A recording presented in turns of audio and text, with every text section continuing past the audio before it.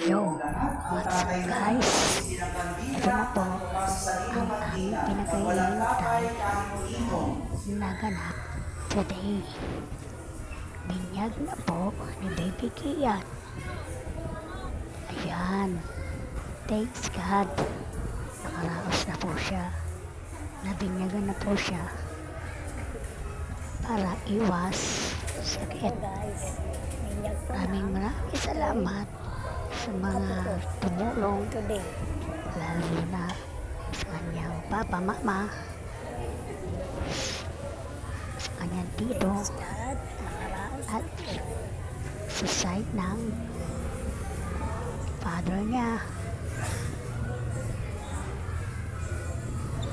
Ayan, Kian, nakaraos ka na. Ang ilaw na yan ay tanda ng liwanag. Nabinyagan ka na. Sa tulong ng mga magulang, ninong at ninang daw ay mag-alaw ito sa kanilang Aran, salamat sa mga ninong at ninang na nagbigay ng oras kay Baby Kian. Naging anak tayo ng kaliwanagan. God bless. So, tulong tayo ngayon sa ating Ama na bukal ng kaliwanagan ng buhay sa panalangin tinuro sa atin ng ating Panginoong Jesucristo. Sabay-sabay po tayo manalangin. Ama namin, sumasalangit ka, sampayin ang ngalan mo. Mapasa amin ang kaharian mo. Sundin ang loob mo dito sa lupa para nang sa langit. Bigyan mo kami ng aming kakanin sa araw-araw.